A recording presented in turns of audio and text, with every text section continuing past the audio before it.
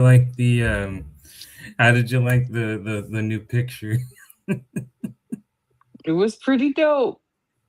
Yeah, so basically what I did is I went to her channel Oh, and looked at one of her old videos and whatever, and I like, oh, that'd be a perfect one. So I took a photo of that, went to my Gemini and said, you know what, let's make gave a description of a green troll under a bridge, and boom, that's what it contorted the image to. yeah, it was surprisingly accurate, and I was trying not to.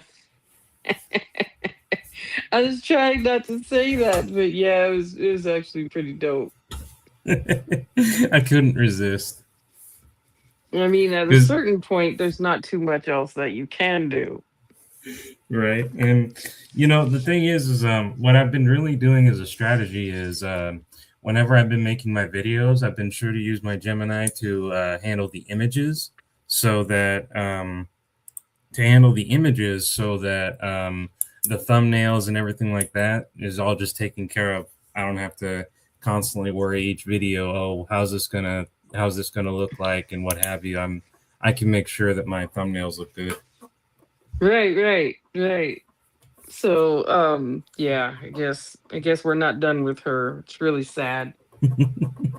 Yeah, and the fact she literally posted that post show, even though we were just talking about the GMS, shows she's still shadow watching me. Oh, she's desperate. It's please bring all your final purchases to the front of the Walmart. We are closing in 30 minutes. and it's even what's even funnier is apparently, according to Jessica, she couldn't see the comment I left when she made that video. I mean, not video, made that post, and I because I posted to her and I showed it in my video. I told her when she said she didn't know who we were. I literally told her, wait. So despite you saying you're gonna get me, Rimrom, Tripsy, Moneyboy Trey arrested through a comp interview, you don't know who we are? Dementia's a Mhm. bitch, ain't it? Yeah, I think that she wants to make it where she's this super popular person. So, in order to fit that narrative, she has to claim that she has so many fans that she can't tell them apart. Yeah, so I don't know. If you Uh, want, you could switch the tagline for the video and we could just talk about her. Bro, she has not posted a single thing. She said in a comment when she supposedly blocked me, oh, when she supposedly blocked me, she said, oh, we're back to the shows. And I'm like, what shows? You literally haven't posted a single video or live stream in 10 days. Mr. Judge, stop the madness. In the next episode, she's going to have the real information. I keep telling you this. I know, but hey, my goose is cooked anyway, so I might as well roll with it till they slap the cuffs on me and I'm all the way in the big house. You have to stay tuned to get the information. I know, right? It's just modern society. It's poisoned my mind. It's given me education, and the AI overlords, they just won't let the stupidity seep into my brain. Absolute madness. Absolute madness. So, so you wanted to talk about generational poverty, correct? Yeah, and I emailed you some clips too.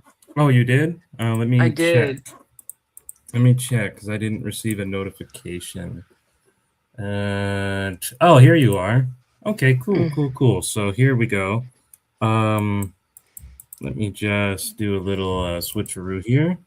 Yeah, so I Here's the thought we could first. use those to kind of get the talking points for the discussion. Sounds good. I'll actually do the first one right now. Okay. Oh, no, that's not the one. That's not the one. That's not the one. Here we go. Is So this is why it's more expensive to be poor, which Yes. it's I find that to be actually pretty accurate. There are some cases where being poor is a lot more expensive.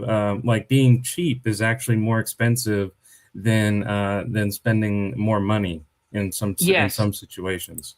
Yes. Most people are not super wealthy, but we all have an idea of what it might be like to be a wealthy person.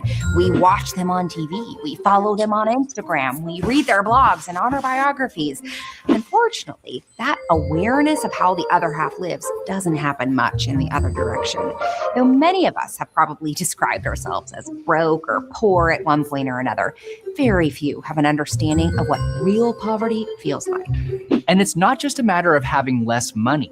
Once you get below a certain threshold, a whole new set of rules apply that actually make day-to-day life more expensive.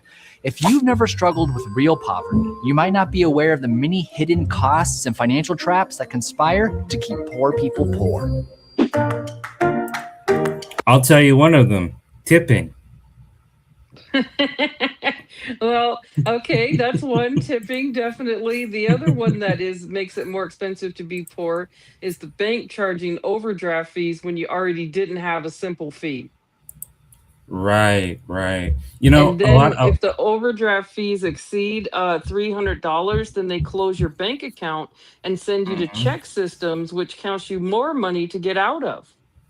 Yeah, and one thing I would say and I know, I guess this is not a solution for everyone, but the one thing I would suggest people do is research your banks and figure out the ones that don't normally charge you a fee, or even if they are going to want to charge you a fee initially, look upon all of their policies so you can work out a strategy to argue with them so that they don't fight a fee you due to an exception or a loophole, you could argue. Right, but the main thing is be proactive to find solutions, and that's why I wanted to have the discussion because Yeah, poverty absolutely. itself is not the problem. The problem is that people don't know what to do. Exactly, in correlation is actually why I'm such a fervent pusher of artificial intelligence. A lot of people, get upset at me when I tell them this and they resist, but the reality is the reason why I push for it so hard is because, as you're correctly saying, a lot of people, it's not the poverty, it's the people don't know what to do. Literally integrating artificial intelligence systems gives you the tools to know what to do. It's that's actually one of the beautiful things. It actually allows people to get out of the situation of, well, I don't know anything, or I have to rely on other people who could be untrustworthy. And it could be like, dude, it will literally give you the tools to do your own research so you can learn yourself. Yeah, but the thing about it though is that everybody has the tools in their pocket that they use for everything else to do their own research. And Hmm. they're making the decision not to resolve it. Like you Correct. have to And that's consciously try not yeah, to. you're absolutely right, because there not only is there people who actively don't do so, but it's also cognitive dissonance, because they will say to you on one hand, "Oh man, I hate my station in life. I hate this. This is such a hard struggle." And then you'll say, "Well, there's ways to get into college. There's ways to, use easy access to figure out what you need to do." And then they'll give you a million reasons under the sun why they won't do it. Or worse, because I've had friends do this to me personally, they'll hear my argument, they'll see the logic, they'll see the wisdom, and then they'll say, "Yeah, I'll totally do that." Not even a week later, "So how did that problem go?" "Oh, I didn't do it." Yeah, I was gonna mention that. And do you need to be to, do you want me to hold? No, go on. Oh, okay, okay. So, yeah, Sorry, I was there's gonna background noise. Yeah, My I bad. was going to mention that that once what happens is the person gets into the cycle where they need money, don't have enough Right, money to resolve a problem, then the right. problem is more expensive because they've let it go because they didn't have the money from the beginning, and then it costs more. So now you needed to get your car fixed, the engine light went on, but you didn't fix it because you needed the money. So now that you finally get some kind of money, instead of it being a simple repair, it's now a major expensive repair. And the auto repair shop, the way it is now, you Hmm. need a thousand Hmm. dollar cover charge to get in there. So that's one of the examples. So what ends up happening is the person gets to the place where they just don't do anything because Mm-hmm. doing something is not working, right? And I've noticed also that there is there's like a self-deprecating like state of being where the person is determined to not pursue anything that would lead to further income. So like they'll Yeah. say something like school was just not for me, right? Mm-hmm. Or we say just go to a training program. Yeah, school just isn't my thing. So in that case, once you do something like that, you're eliminating solutions that could help you. Even a $200 certificate, anything where you have Mm-hmm. to actually read is out. So you're stuck with waitress, security guard, construction worker. You know, you're stuck with certain jobs, DoorDash, that don't require anything but don't pay anything, and then you end up in this endless cycle of chasing the dollar. So now you're switching from restaurant to restaurant for a dollar more. You're switching from security agent to security agency for this and that. And those jobs, the hours that you work are based on the income that the company brings in. I will give you an even worser example to show you exactly how I know what you mean. I knew a friend, and for obvious reasons I'm not going to name them, but this friend literally took every piece of advice I ever gave financial wise and he threw it out the book. And the level of disconnect it shocks even me. To give you an example of it, not only did this individual never get a real job, despite all the years I knew him, not only did this individual continue to rack up debt, tremendous amount of debt, and get on the disability, whatchamacallit, although they still worked, and later on they did other crap and what have you. But the point is that they did not only did they not do things financially as they should have, they actively sabotaged every single effort to do so. I can tell you how one time we had this conversation where he said to me, "Oh, yes, I will not get a credit card," when I told him he shouldn't because he had a history of getting in debts. And then he would follow up with, "I'll only use it for emergencies." And I'd be like, "Well, dude, I'm telling you not to get it. You say you won't, and then you'll follow up immediately after with, it's only for emergencies." And then later on, I sat down in front of him and I showed him the amount of debt he had, and I told him, "Look, this is the budget plan that can get you to chip away at your debts, maintain a good income, and actually even make some money." Showed it to him all, claimed up to 1,000,000 times that that's exactly what he was going to do, thanked me profusely, and then he wouldn't do it. He would waste all his money. Called him one time, and he just got his check the first day. It was all gone within that day. Not even 24 hours, all gone. And part of that is because people want everything now, and being free actually takes time. Saving Mm-hmm. money actually takes time. Getting a raise actually takes time. It's not an instantaneous solution, but you take small steps, you can get there. You can go ahead with the video when you're ready. Sure, but before that, I just wanted to tell you one more thing. This individual never even pursued a job. It was it No, was literally it was literally he was getting money from the government because right. technically he had disabilities, but he could work. He just actively chose not to. So on top of wanting everything now, he made absolutely sure he got nothing. And I spent Right. years giving him advice, and it went nowhere. I know someone in that same situation. They have lived their whole life working for some type of fast money scheme that will get them money while they have made no money. And then they Wow. complain that they don't have money. Man, detachment from reality is crazy.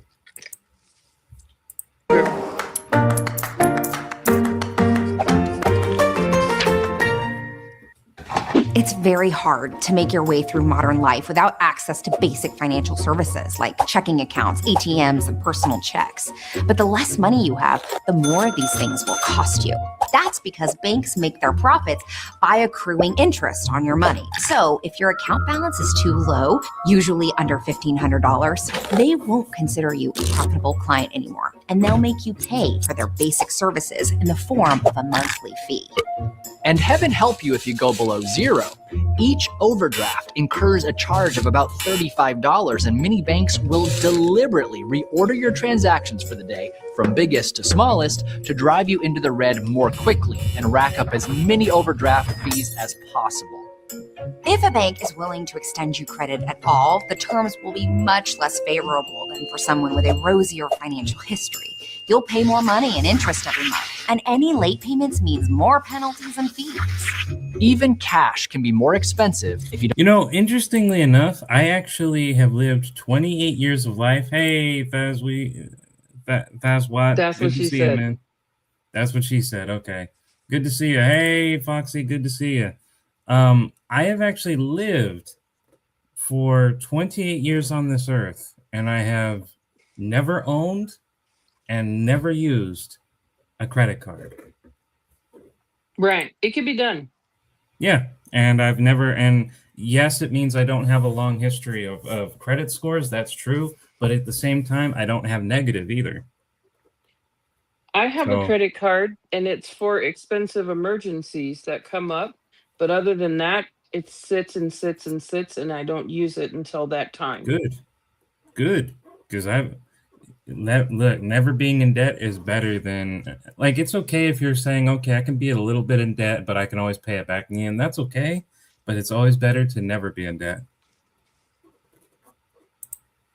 Right. just And needing the other thing is that a lot of people they want to be nowadays. It's I want to be so fake rich, so they want to look like they're rich and have all this stuff, and then they've got this fancy Mhm. bag and this fancy car. The car doesn't have any gas and the bag doesn't have any money in it.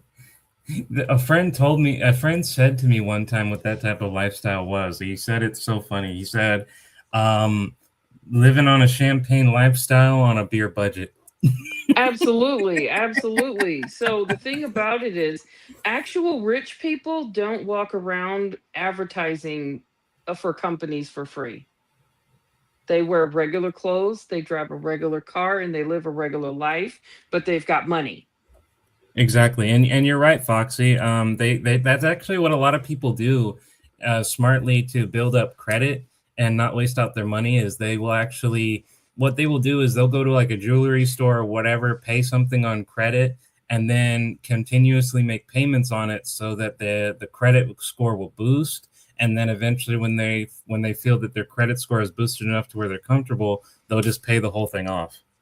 And therefore they and it's smart, you avoid being bankrupt, you build a good credit score which will make you eligible to buy other things, and overall you don't waste out your money, so it's very smart.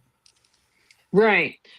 So I have one credit card that I use that is only for massive emergencies. I've got to move across country, something along those lines. Rich. Okay. The second one is buy small things that I would buy anyway, and then Uh-huh. pay it off with the money that I would have used for that just to keep my credit alive.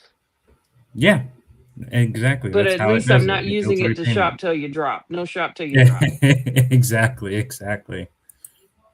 Don't have much of it. If you withdraw $100 from an out-of-network ATM, that $3 fee equates to a 3% service charge. But if you can only afford to take out $20 at a time, you're essentially paying a 15% charge to access your own money. Taken together, this means that a poor person might end up paying hundreds or thousands of dollars a year for services that wealthier people virtually enjoy for free. It's no wonder then that a lot of low-income people avoid banks altogether. But even that comes at a steep price. Cashing a paycheck without a bank account costs money. Buying a money order to pay your electric bill costs money. And if Yeah, that's very true. A lot of people I see go to like convenience stores and whatever to get money Right. orders or whatever, and they'll charge the shit out of you for doing it. Right. That's the one thing is a lot of people get to the point where because they don't have access to a regular bank, because they don't have access to things like credit or things like that, they spend a lot of their money that already isn't enough to access and use their own money. So like a lot of people have prepaid debit cards that charge every time you use it, charge a monthly fee to have it, charge for your direct deposit, charge if you withdraw a certain amount of money. Hmm. You could end up paying $200 a month in fees just to use your own money. You know, I don't really bring up my military service all that much because it actually holds a lot of pain for me and it didn't end very well. But the one thing I will be glad that it did is that no, even though it ended badly, the one cool thing was once I, got back to my home state, I was allowed to keep my, Chase bank account, and that allows me to, keep a bank, without any fees, regardless of how poor or regardless of how low I get, without having to incur any charges or whatever. I've had times where it's gotten well below the 50 margin and what have you. And hey, as long as I have like $3 in there, it'll just keep the account going and I just refill it. So that's the one thing I'm glad that I've never in my entire life had to deal with bank fees because I didn't start a bank until I was going into the service. And it was actually my first job ever when I was 21. And then, after I came back, after getting discharged at basic, I then, continued to work on for these last good and on 8 years now, because I'm 28 now, and they actually don't, and I've never had to deal with bank fees ever. And I don't think I will for the rest of my life. Exactly, exactly. So the thing about it is make the small amount of money that you have Thanks, work for Foxy. you in the most productive way. Like out here, I live in a rural area.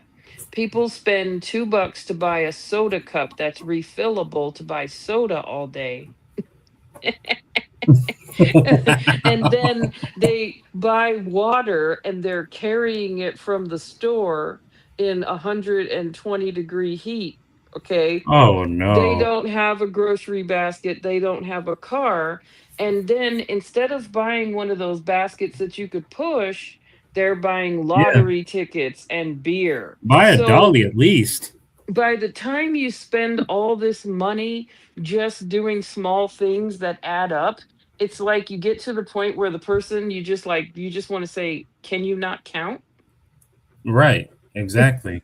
And here's the thing I want to say too. And to all people who try to say, well, I didn't graduate high school or I didn't get an education I needed, guess what? Gemini, ChatGPT, although ChatGPT sucks by the way, and any other AI devices will literally calculate for you, and they're completely free. So you have no excuse at this point. Exactly. And Foxy's comment is exactly right. That's the next thing I was going to say is renting or leasing items. You end up basically not owning it. And then you're paying on something that doesn't Hmm. even work anymore. And then as soon as you don't pay it and you miss a payment, then they take it and you start back at Hmm. nothing and your payments went towards zero. Yep, exactly. Exactly.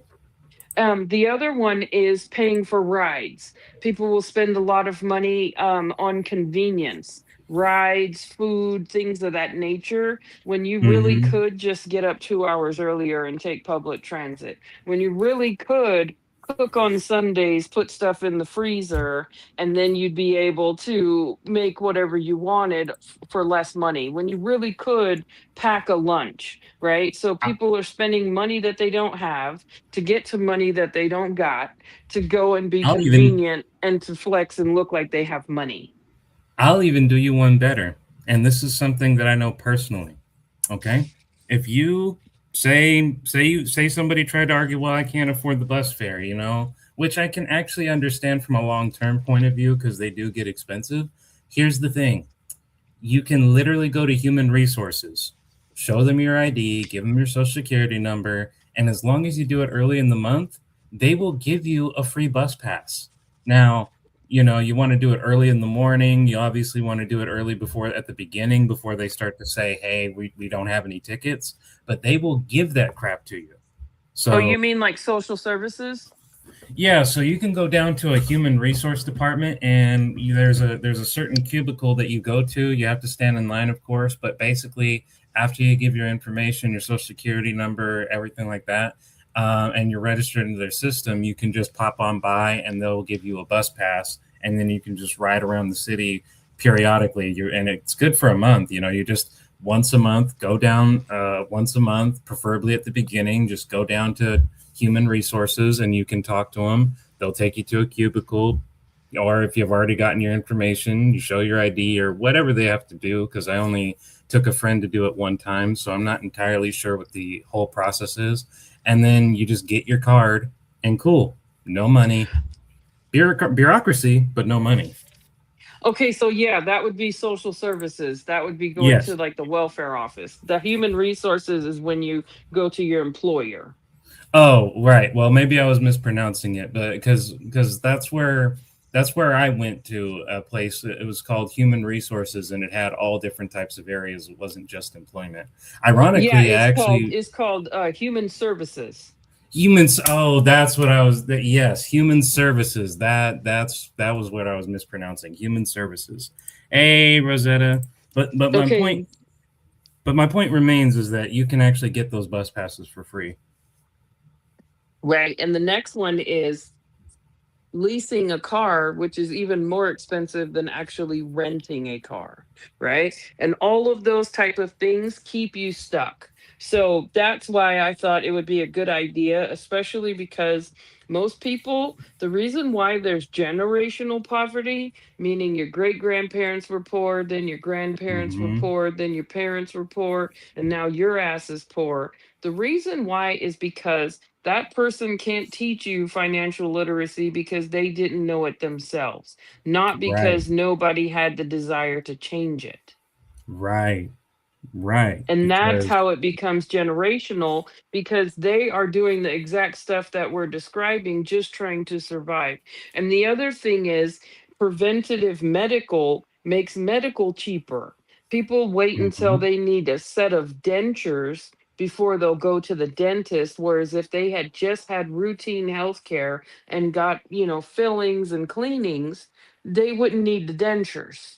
So Right. I think part of that is generational, and people Mhm. think that some of those things just go along with getting old. But no, Mhm. it's not necessarily that. It's not being able to change your circumstances. And once again, Miss Independent, that is an excellent reason why I'm such an advocate for AI, because even though your great grandparents, you even maybe even your current parents don't know, if people just branch out and say, okay, this I'm clearly fishing at an empty barrel with my family because they don't know, or maybe apply the logic that if they knew how to get out of poverty, they wouldn't be in poverty still. Go out and get the information yourself, and don't waste your life just staying with, well, they're my folks, I love them, therefore I'm just going to trust everything they say. No, you can love them, but that don't make them genies. That don't make them the wisest person you ever know. Put love No, it aside doesn't and use make your them brain. authority. No, it doesn't make Exactly. them an authority. Especially, my whole thing is I'm a person who left home at the age of 14 with $5 in a backpack and made a life for myself. Hmm. And the thing that I decided is what I see doesn't mean that's what I have to be. I can be more than my circumstances. Yes, you always can. That's actually why I like to look at it as, like, you know, a lot of people look at the thing that life is temporary and they look upon it with despair or whatever. I say no. Life being temporary is the best thing ever because it gives your life so much more value now than if your life was, you know, indefinite, you wouldn't care. But, you know, that is why everybody can always move above what they were. I can tell you, even though I'm obviously much younger than you, Miss Independent, and I'm only 28, I can tell you endless times where I've seen society change, where I've seen myself change, other people change, people coming and going in my life. And one of the things that such an experience at such a young age taught me was everything is temporary. Therefore, no matter what misery you go through, you can always overcome it because it'll end at some point. Yeah, and then also, depending on your racial and cultural background, which are not the same, just to clarify, racial background is what race you are, whether it be Asian, Pacific Islander, whether it be white, whether it be Indian, etc. Cultural background is how you're raised in your family and your friend group. So, cultural background, some of them teach that boys are important and that girls Mhm. are not. And boys are supposed to work, and girls are their job is supposed to be to accommodate boys. So that teaching alone makes it some financial literacy difficult if you have like cultural barriers. So I know in my family, my mother said that my brother didn't need to learn how to take care of himself. He didn't need Mm. to learn certain things because he was going to eventually have a wife who would do those things for him, right? Wow. My brother to this day, God bless him, but I'll tell you, he's not that guy. So, and that's the nicest way I can say it. And to this day, he doesn't have a wife and he doesn't have Hmm. any kids. So yeah. So and he's definitely struggling through life, and you can tell. You know, I hear what both you and Foxy are saying, and this might come across as incredibly cold or whatever, and to a degree it is. But this would be, and I'm saying I would do this even to a loved one, and not out of malice, but just simply being this is the best way you can help them. And if they don't have anything, you just have to. And if this don't work, you just have to wash your hands and realize, hey, I did all I could. And that is if they're struggling because of, well, I was told I didn't have to do this in life and blah blah blah, or because, as Foxy's situation, never learned financial independence. This is what I say to do. Yeah, give them a calculator, show them AI, tell them exactly what can do to save their butts to get them working, and then cast them away. Be like, good luck. If you don't do it, well, hey, I gave you all the tools. I gave you the opportunity. You chose to ruin your own life. If it goes out and they change, cool, awesome. But at the end of the day, all you can do is pass the knowledge, and then you have to walk away. Yeah, absolutely. And oh, I learned my sons what they know because they self-sufficient. Oh, that's good. That's good. I'm happy, Rosetta, and I'm happy that they're independent. Good. That bill is due in And just a couple days. Well, Oh, was there something else? yeah, I was going to say also, the thing about it is that once upon a time, one person stayed home and one person worked, and times have changed. Both people have to Hmm. work in order to make enough to live. So we can't be in this place where one person's not independent because both people need to Exactly. be able to do all the jobs, including the household jobs. Exactly. And I would actually say that's how it was always meant to be, because even though there was a cultural time, historically, where it was, the dynamics were different, and it was once taught as normal for a guy to get married, have kids, blah blah blah blah blah, and just take care of them, have the wife take care of everything, or vice versa, because women had that mentality too with husbands. Here's the reason why I felt that system was always inevitably going to lead to what we are here. This country is built on the idea of individualism. And the idea of individualism means I'm for myself, by myself, to myself. And that's what's instilled to you. That's what they say. Hey, you're a proud American. Your success and failure is your own. You make your life here as your own. That's how they always say. But that contradicts what people had thought previously, which is always have family, always get married, always have that dynamic to support you, always think as a family. That dynamic can't coincide with individualism. So as Right. generations and generations have gone on and said more and asked the question, why am I going to follow this tradition? Why am I going to do these things? Why can't I just do this if I want to do that? And started to defy family.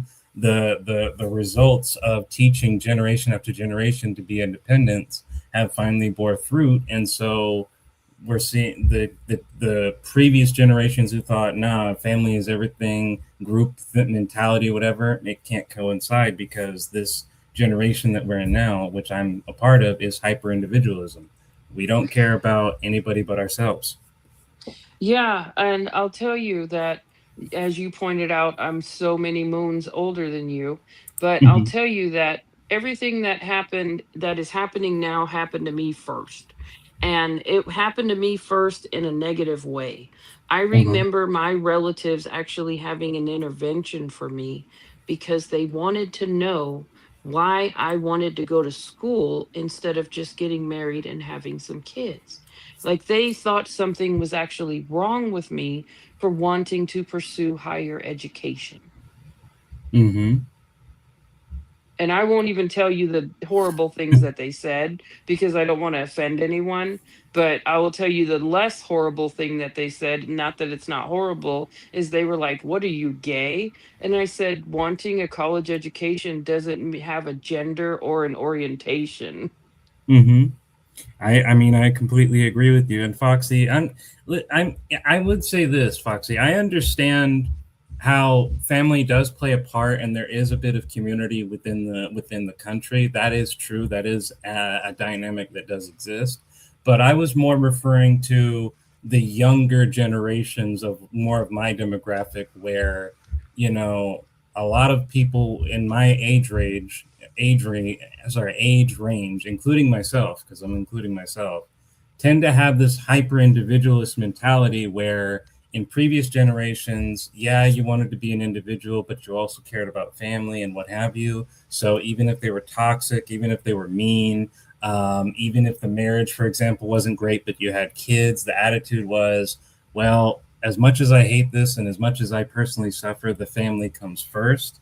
Right. Whereas now in my generation, and exactly how people like me think, including myself, my attitude is, yeah, family is cool, but if they're toxic, if they can't respect me, if they can't respect that I have individual goals, or worse, they look down upon me, and then I'm expected to do whatever they want me to do because maybe I'm their son, maybe I'm their grandson, maybe I'm their cousin, maybe I'm whatever. The attitude that our generation pretty much, and I'm saying ours and my generation, have towards that, and I'm just going to say this bluntly, this is not at anybody, this is just bluntly the message: fuck you. That is our attitude, because we don't sacrifice our freedom and individualism for the family if we don't see any true benefit from the family. And if we can recognize, hey, our individual ambitions, desires, and wishes are being hurt by being forced in this collective, then family don't mean much no more. That's Right. kind of how we have the mentality we have. And I just want to add this. I know where you're coming from, Miss Independent, because a similar story, kind of, in the sense that, you know, a larger part of my family had always viewed me as, mind you, because I have autism and I progress slower than usual and what have you.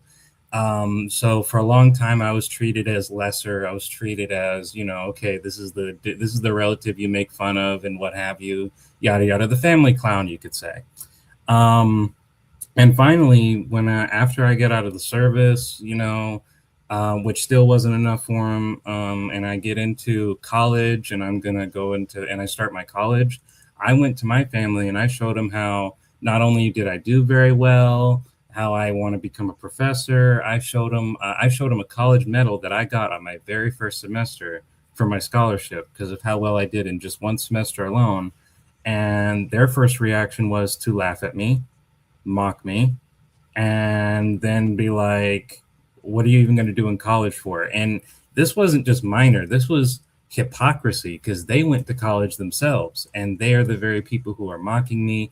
And at one point, I had a cousin try to bribe me not to continue going, promising, oh, we'll get you your own place, we'll do all these things for you, just stop attending. And I'm not gonna lie, I was tempted, but in the end I said no. Yeah, it sounds like they wanted you to stay down so that they could be the Mhm. important people. Yeah, pretty much. Now our dynamic, now the dynamic has since shifted because, you know, I get a lot more respect now, but that's only because I refused to continue to be a lesser, or to continue to be something less than what you desired. I just Right, simply said right. no. So Well, I understand. So I understand your story. You know, it's obviously not the same, but yeah. but I definitely can relate because a similar thing happened to me. Well, I appreciate that. Absolutely. Because I know what it's like to be pushed down, discriminated, and what have you. It's terrible. Shouldn't happen to anybody. You can either get hit with a late fee or FedEx it, an extra expense that someone with a debit card and an internet connection never has to worry about. If you think that dealing with credit card debt is bad, thank your lucky stars you've never dealt with a payday or car title lender. These businesses are often the only recourse for people without credit cards, and their interest rates reach upwards of 800% annually. Not only does it cost more to borrow and spend money, but what you spend it on is often more expensive. If you have to feed a family on a tight budget, buying in bulk at a supermarket is usually the best option, but not one available to many poor people. Even if they had the cash on hand to buy weeks worth of food in one trip, how is someone who depends on public transportation supposed to get it home? On their lap on the bus? Big food retailers, ones with an Yeah, unfortunately, when you're in that situation, your options are to either make periodic trips, which is why the bus pass will be so great, or you have to live off on, you know, less desirable food because you can't make the trip because what you want to get is perishable. Yeah, and because people will rob you for your groceries. They will, definitely. So, you know, which is why you should never do it at night. Yeah, Never at the night. robbery doesn't have a time of day anymore. My area, in my area, it kind of does. Like, not saying it can't happen, but in my experience, I've only ever been attacked at night, and during the day, some crazy stuff has happened. Not gonna lie, but just the level of danger is severely decreased. of purchasing power to offer low prices are notorious for avoiding poor neighborhoods, and people who live in these so-called food deserts often lack the mobility to cruise around town bargain hunting. Instead, they're stuck with local convenience and corner stores whose prices are much higher. Or they rely on fast food, which can seem cheap in comparison, but is actually more expensive than cooking at home, to say nothing of the long-term health risks. Rent can Oh, that's actually so interesting. That I actually did a paper on that very recently. Um, the fast food areas are actually strategically placed to incentivize poor people to go and eat at fast food places by the mere convenience of their location, and avoid fast food and avoid grocery stores because they're strategically placed even farther than the convenience of a DoorDash. Cool. 1 second, I'll be right back. Okay. Yeah, he's absolutely correct on that. Businesses are placed strategically based on a vacancy, based on a void, or based on filling a need that is not being filled. Let's see. Foxy says the sad part is all these Sorry about that. stores False are alarm. closing because simultaneously the community is stealing. So they complain there's a food desert when the store is in the neighborhood is robbing them blind. Yes, that's part of it also, but um there is store theft happens in all neighborhoods. So it's not just based on the store theft. And it's not just based on that. It's also based on profit margins. So the neighborhoods where the food store is going to be the most popular, or the pharmacy is going to be the most profitable, that is where they will move it to. instead of it being convenient for the people, because it's profits over people. So don't buy all the stores saying we're closing just because of theft. They're using that to not say we're closing because capitalism says we can make more money over here and charge more. Yeah. Also be more expensive. Most landlords require a security deposit between $500 and $1,000 to move in, an impossible sum for people barely scraping by. And in that case, your only option other than homelessness might be a low-end extended stay motel, which typically don't require deposits, but cost way more than an apartment in the long run.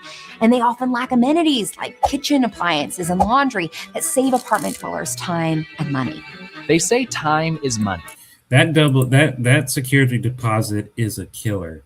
And what this video doesn't tell you too, which in my opinion is bullshit, is the fact that not only will they want to charge you a deposit fee, which is twice the original amount, plus sometimes they'll even want a second deposit fee, which is even beyond ridiculous. But even if they don't charge, for all of that, they want to charge you a fee just to apply, which could actually rake up to $50. And essentially what they're saying is, not only do we want you to pay an enormous amount you likely can't afford, but before we even consider doing that to you, we want to be paid for telling you no. And that's bullshit. Well, yeah, well, times have changed. Apartment applications are now up to $300 per applicant that's going to live in the home. And I'll tell you, when I lived in California, whenever I needed a new apartment, I knew that it was going to cost me $7,000. I would get 3 jobs, work day and night to make sure that my pay stubs, because you have to make 3 times the rent. Some places want you to make 3.5 times the rent. So I would get 3 jobs, make sure that my pay stubs matched up. Once I got into the apartment, I'd ease it back down to 1 job. Like, because now the way it is here, if you're on SSI, good luck moving anywhere. I mean, there is one bright spot that I do really respect about California, and that is because I'm disabled, I actually have resources such as adult social services. Also, my insurance would actually put me. My insurance will also put me on the speed dial to Section 8 if I ever was at risk of homelessness. So there are resources to go if the worst comes to the worst, because by California law, the state can't let me become homeless because of my disabilities. And so I do respect, and I'm great about that. But what I hate is that they want to call us lazy and unproductive and what have you, but then they want to squeeze us so badly that virtually no one can move, and they're financially stuck. And it's so bad that they made commercials saying for months saying rent is too damn high. And also, the places that are available through the resources are uninhabitable. Like for example, I'm actually going to be moving someplace very soon, actually. And thankfully through my family, I'm actually going to be able to afford a place. It's actually it's interesting. It actually was it's not a studio or an apartment. It's actually a house that was previously a garage. And I actually love the place, because even though it's kind of, for a bedroom that would normally be the front room is a little bit small, it actually has a gigantic living room, which is fantastic. And but even to do that, it's very expensive, especially with monthly.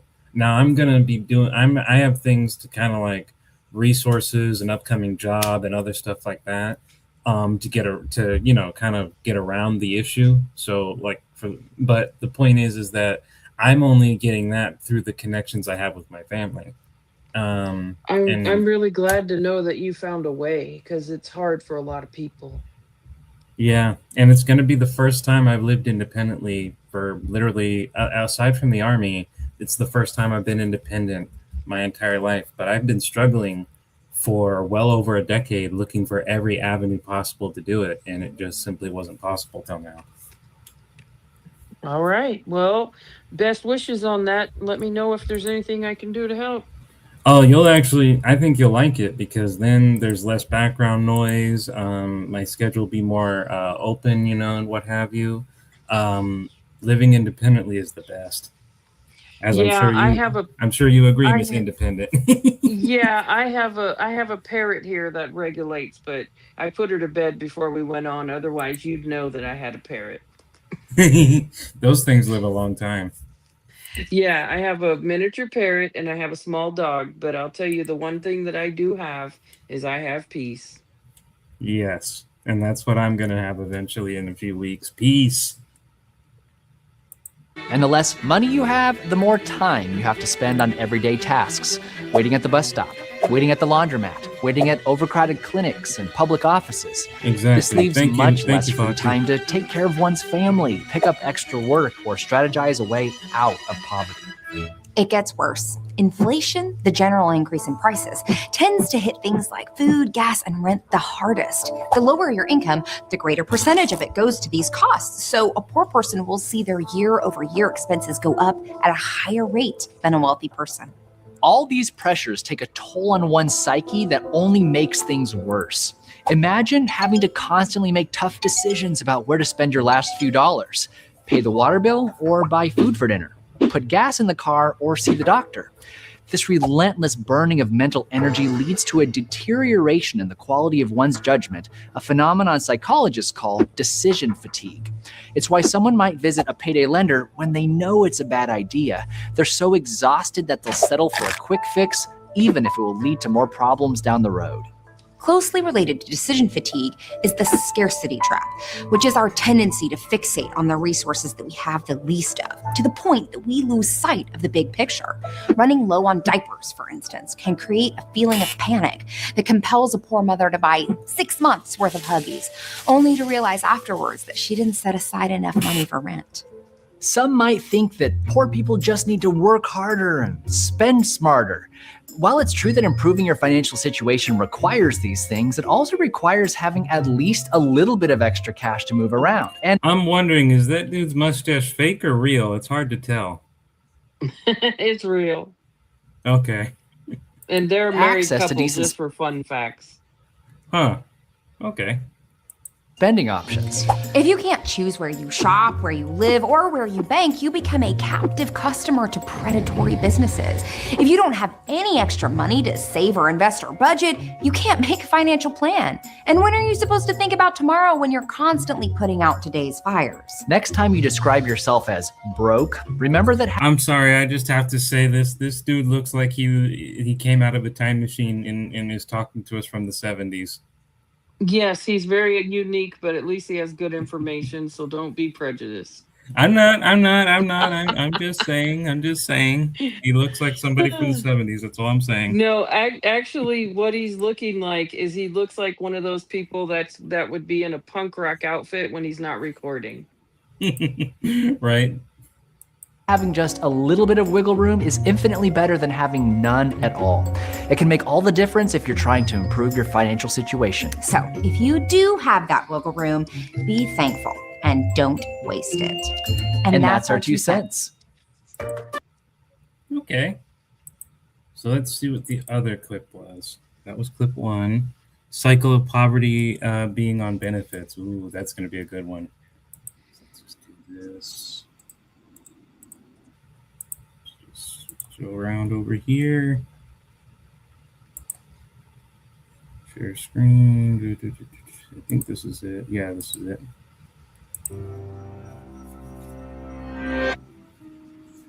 Imagine that you've been unemployed and seeking work for months.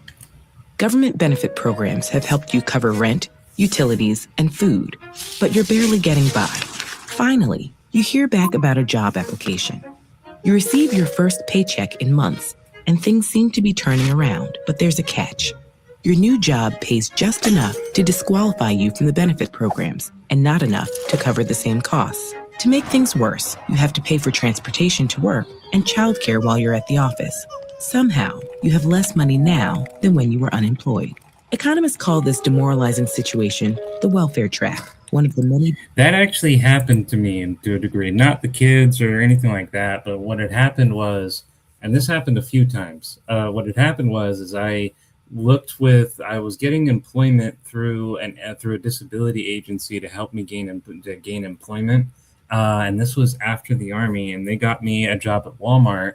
And essentially, what had happened at Walmart was I was working part-time for them. It was technically only 50 hours a month, but and back then SSI was like $900 and something. So I was able to work for 2 weeks before I had to report it in. So my first paycheck was around $600. So I went to the Social Security department. I showed them my $600 check, and they said, okay, well, now your $900 has been reduced to $400. I was like, okay. And then Walmart was like slowly, and years later, they got sued for this crap, but they were slowly paying me less, even though I was working like 80% of the time there. It went from 600 to 580 to 540 and so on and so forth. And so, they were, and then when I started complaining after around 4 weeks of just constant night shift after night shift, knowing that I was 8 miles away and had no car of my own, they started reducing my hours and, or at least threatening to reduce my hours. And by the end of it, my money not only didn't increase, but my SSI kept going down. And so, that happened with Walmart, and I was spending 85% of my time there. So I had to survive on my Walmart checks until my Social Security bill went back up 3 months later.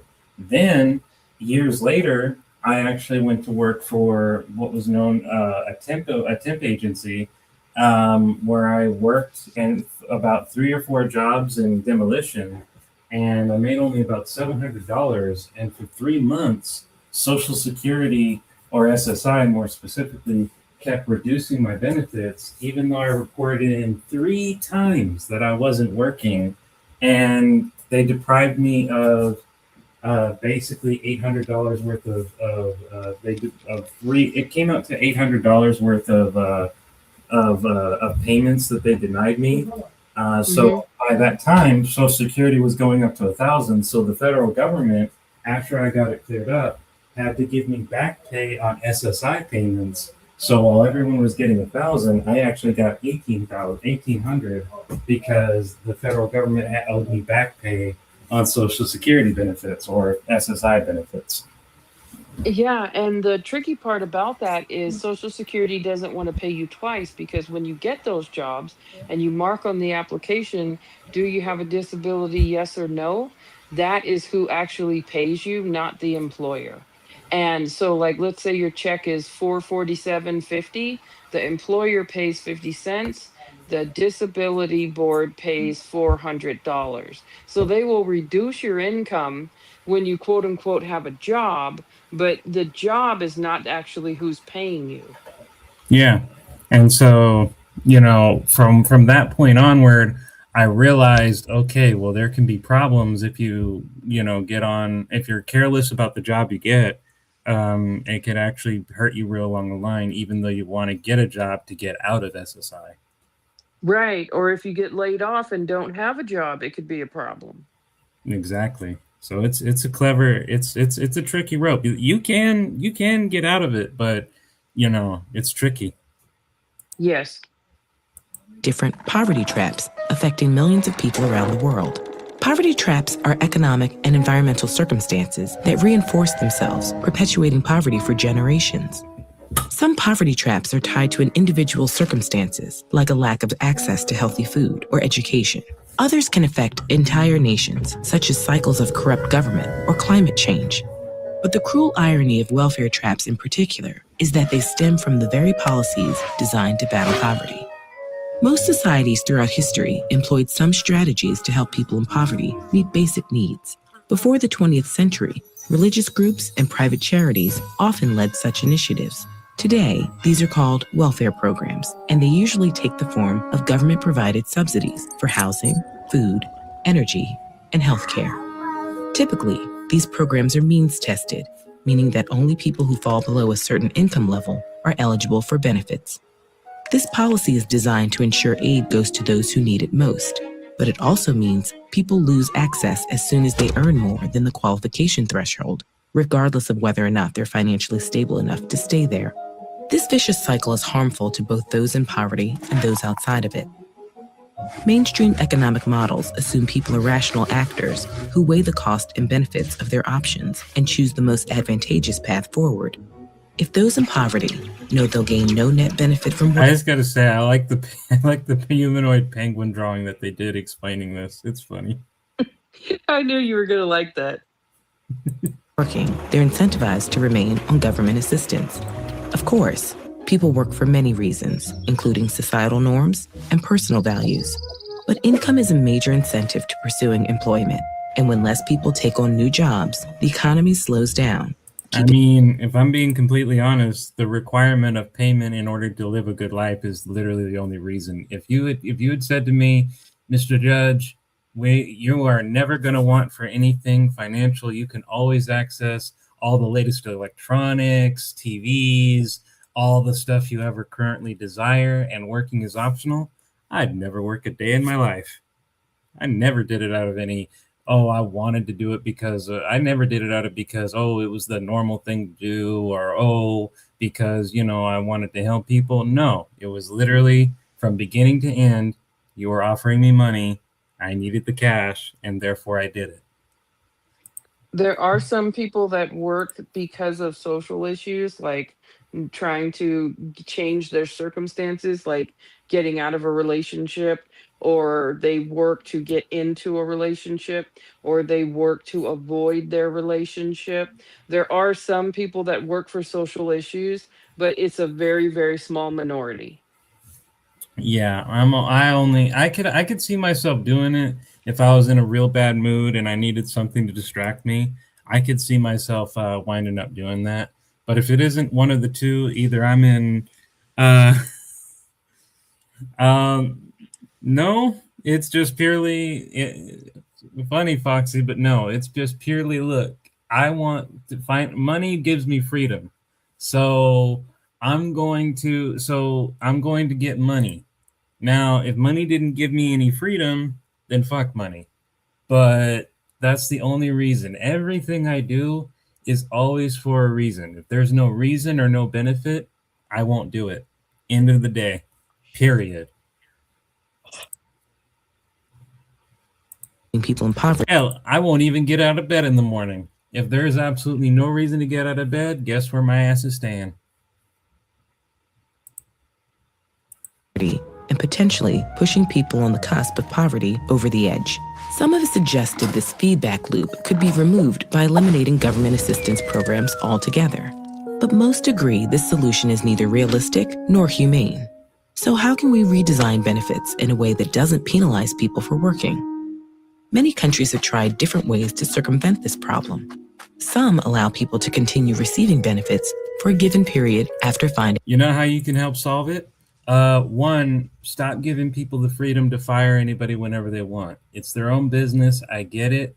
But if you understand that being able to be let go whenever you want means those very same people don't have an opportunity don't have a guarantee to get a new job, and they don't have a guarantee to have financial income, then firing someone because I don't like you, or you said a comment I didn't appreciate, well, that's letting people literally dictate the economy based purely on nothing but feelings, because then they fall into this category of I ain't got no money, I got nothing to do, or I get these benefits, etc., etc. So part of the way to fix the economy is stop letting people just fire people at will. They have to have a legitimate reason to fire somebody.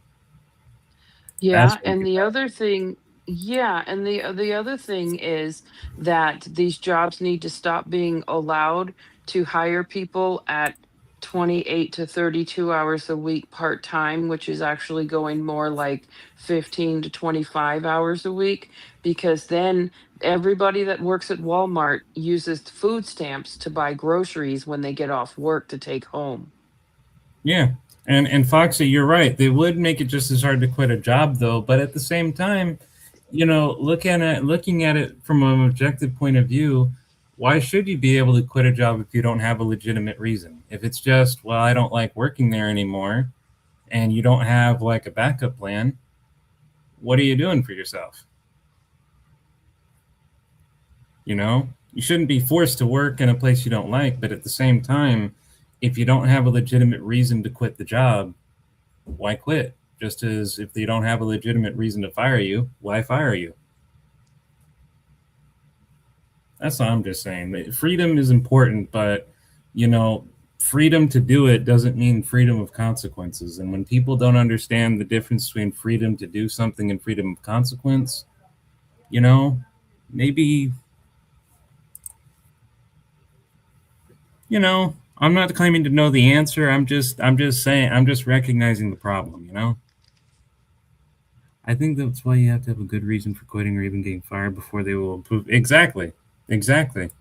Like just a legitimate reason. That's all I'm asking for. A legitimate reason on both sides.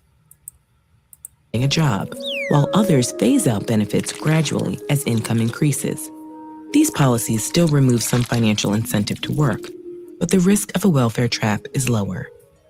Other governments provide benefits like education, childcare, or medical care equally across all their citizens. One proposed solution takes this idea of universal benefits even further. A universal basic income would provide a fixed benefit to all members of society, regardless of wealth or employment status. This is the only known policy that could entirely remove welfare traps, since any earned wages would supplement the benefit rather than replace it. In fact, by creating a stable income floor below which no one can fall, basic income might prevent people from falling into poverty in the first place. Numerous economists and thinkers have championed this idea since the 18th century. Well, that I'm a little bit skeptical of. It's always good to try and get out of poverty and what have you, but I don't think we can ever find a genuine economic situation where nobody winds up in poverty or nobody winds up having a lower amount than average. Just realistically, everyone can try, everyone can earn money. Yes, it's always good to try to combat poverty, but I'm very skeptical of it being completely eliminated. I think that if we adopt UBI, period, jobs are going to just pay less. So the jobs will pay less. You'll get less hours, and the job will say $25 an hour. You'll get 10 hours a week. It's still not going to take you out of poverty. You're just going to have a different form of poverty. Exactly. And I mean, hey, if the poverty is better than the poverty before, I say still go for it. But the idea, anytime somebody presents me, well, if we did it this way, this would completely eliminate poverty. It could help, sure. I'm not gonna say their idea is entirely poo-poo, but at the same time, to go so far as to say there will be no more poverty is just like the same as there will be no more cancer, and it's like, yeah, maybe in theory, but in reality, no. But for now, universal basic income remains largely hypothetical. Although it's been tried in some places on a limited scale, these local experiments don't tell us much about how the policy would play out across an entire nation. Well, the fact that they've tried it and it hasn't been widely adopted nor worked kind of gives you kind of tells you it wouldn't work to eliminate poverty completely. Right. Especially as the cost of living continues to go up. Yeah, and then they say across an entire nation or a planet. Well, can you name me one policy that's ever been used on the entire planet? Right. Planet. Whatever strategy governments pursue, solving the welfare trap requires respecting people's agency and autonomy. Only by empowering individuals to create long-term change in their lives and communities can we begin to break the cycle of poverty. Agency is a type of... Could help. Very optimistic. Not going to eliminate the problem. That's my verdict on that. Also, poverty is a necessity of capitalism, because the only way that people are going to take low wage jobs is if they have a necessity and need money now. So eliminating poverty would eliminate a lot of the jobs that don't pay a lot, which is what makes people rich.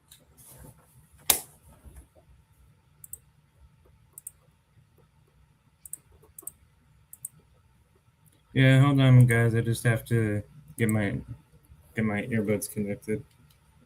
Oh, okay. My other, okay, we're good. My other one's died out. Alrighty. So let's move now to the next one, which was pay loan cycle. Oh man, I'm gonna have a lot to say about this because I hate loans. I've never gotten a loan, and I never will. And I so much wish people would stop doing these loans, because most of the time, a great majority from what I've seen, the loans are from going to school. And school is important, don't get me wrong. But people, there are ways, especially when you're poor, to go to school and not pay over a loan. You're almost never forced to do loans in most cases.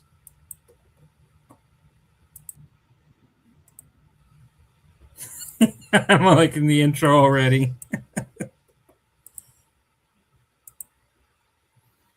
I'm liking the intro already. Okay, we can't see it yet. Okay, there we go.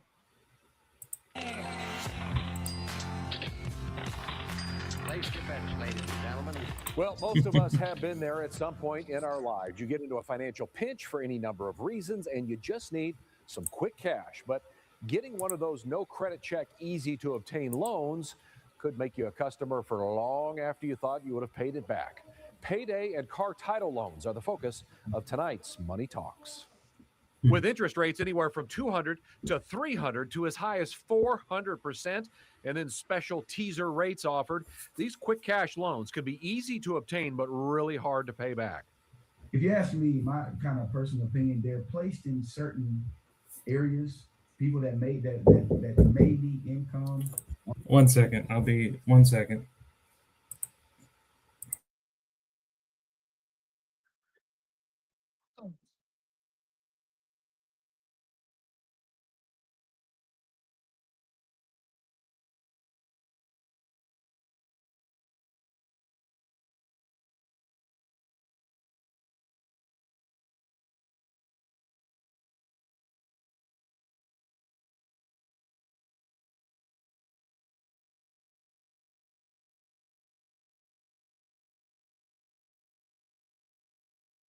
Sorry about that. Somebody came in. Let's start this again. On a more frequently basis, or maybe extra money on a more frequent basis.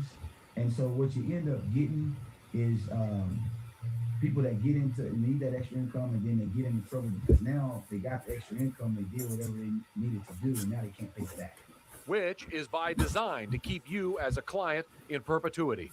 It almost kills your financial future because the interest rate is so high, and then the extra money that you would have had is going to that, so you can't invest, you can't live. Once that's just the volume. Unfortunately, Foxy, that's just the volume of the video. It can't go any higher. Things you can't do. So I would say, and this is with the definite right here, stay away if you possibly can.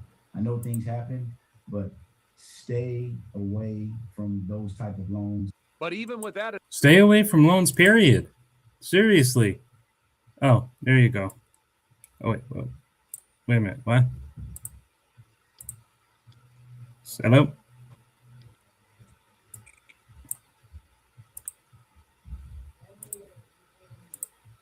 Hello? Well, like I said, stay away from loans, period. Like, guys, there's so much better alternatives to loans. Even when stuff gets bad and what have you, loans are never the solution. Miss Independent, if you're trying to speak, we can't hear you. No, I have some technical good. difficulties. There's a storm here, but I'm here. Oh, okay. But yes, stay away from them. I've never had to be taught to stay away from loans. I just understood the moment that I learned about them, no, stay away. And as I've become an adult, I'll even tell you this much. When I was a younger man, working at Walmart, and I want to say 20, I was either just about to be 22 or I was 22 at the time. And I was doing, cause I was a cart pusher. And while I was doing a cart pusher, one of the guys who was actually from the organization that helped get me that job, did job coaching where they were like walking around with me and what have you. And this dude tried to say, "Oh yeah, when you're going to college, you're gonna get them loans, right?" And I told him, "Hell no, I'm not gonna get no loans. I already knew well before I was even considering going to college how badly those loans could do. Never, under any circumstances, unless you know you can pay it off, unless you have an absolute solid proof plan to pay it off, do not get a loan." Yeah, financial aid if you have a job is real minimal, so you have to get loans. I was one of those people that paid my student loans off, so I don't have that problem going over my head anymore. But yeah, if you have any form of a job, if you have any form of an income, if you have any form of anything, you cannot you cannot pay for college out of pocket unless you are really wealthy. Well, here's the thing about that, Miss Independent, and this is something that a lot of people don't know. But being poor actually puts you in a better category for grants. Now, what you do is you go into what's known as what is it called again? FAFSA or FAFSA. Right, Yes, FAFSA. right. Right, and you apply for it and what have you. And if your income is extremely low, to where you can't pay for it, they will, and as long, mind you, as long as you're applying to a public institution, meaning the government runs it, and you have good grades, so you had to have not slacked off in your GPA, they will pay you to actually be there instead. And yes, there is tuition fees that you'll still have to pay, but they're at severely reduced amount. Like, for example, when I was in the college, I actually, for 5 years, I actually was racking up tuition fees because they pay for medical, rep, whatever, even when you're not paying it. But because I was also under FAFSA, I actually, in 5 years, only accumulated up to like $62 that in 5 years.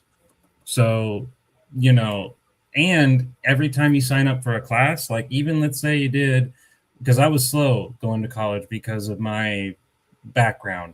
And I could only do one class per semester, only did two one semester.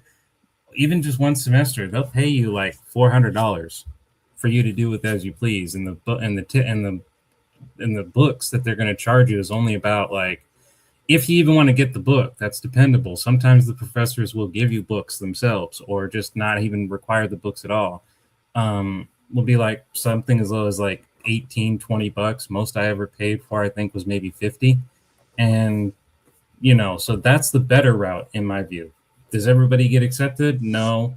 Sometimes that's an unfortunate reality, but that's the first thing you should do. Apply for grants and FAFSAs and work for discounts, not go through the loans. Yeah, I was an honor student and I was in gifted and talented. The only grant I could get was a $2,500 Pell Grant, and my college was $87,000 a year. Damn, I've attended a public community college, so, and Yeah. 3.0, so I never got charged that high amount to attend. Yeah, when I went to go to community college, I still didn't qualify for anything because I had a job. And when I went to the university, that's when it got real serious, and my books were like $800 a semester.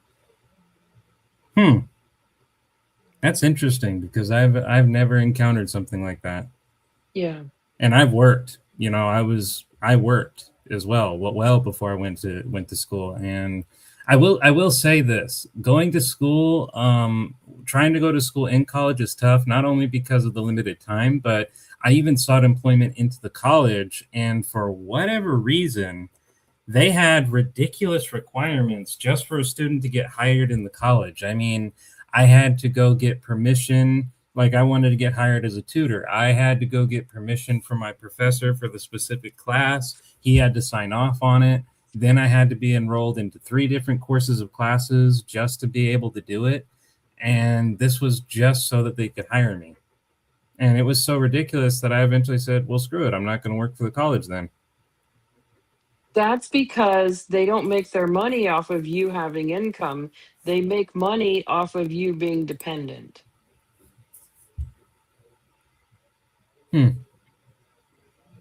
It's a business.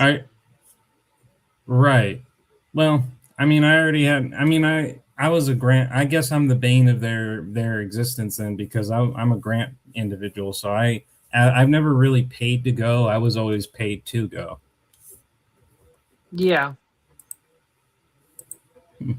Advice, according to pewtrusts.org, 12 million Americans take out payday loans each year, spending $9 billion on loan fees. Yeah. Many of these types of lenders are predatory. Aren't educated on the way loans work, the way credit works, and these different things, and they may have had some mistakes in the past. And so they'll go there, they'll get the money that they need, not knowing or even reading the fine print saying, hey, if you take out $500, you're going to pay me back $2,500. Yeah, it's just ridiculous. Oh, that's another good thing you can use your AI for, because it can see through your camera now. Even if you don't want to read the document yourself, you can literally just put your AI to the document, ask it, what is this document telling me? And boom, it'll give you a quick summary. Even say it aloud for if you don't want to read. Yeah.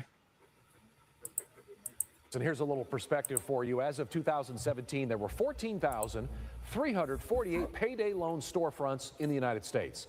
At the same time, there were only 14,000 McDonald's locations. Yep. The typical payday borrower is in debt 5 months out of the year, and the average income of payday loan borrowers is $30,000 annually. So be really careful. Oh, whoopsies. Didn't mean to do that. Whatever about that. But man, those videos were very enlightening, Miss Independent.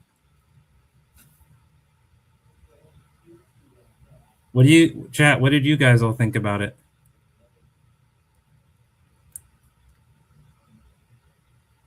Oh, I think the storm might have gotten Miss Independent again.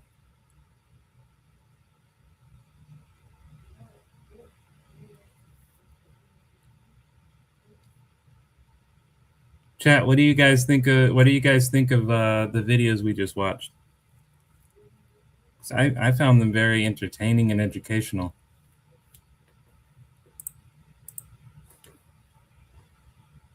Well, while we wait for Miss Independent to come back to us, I want to show you guys something that I just did recently. In case you guys haven't seen it yet, it's gonna make you laugh. Yeah, I mean that's the insidious nature of ignorance, Foxy, is that not only will you not know why what you're doing is wrong, you won't even understand why you need to help yourself. All right, I'll send you the link again. Yes.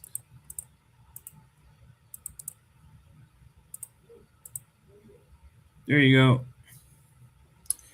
While we're waiting on that, I want to show you guys what I did recently. I think, yeah. Nope, not that one. This one. There's good old Lene Stacks, the troll under the bridge.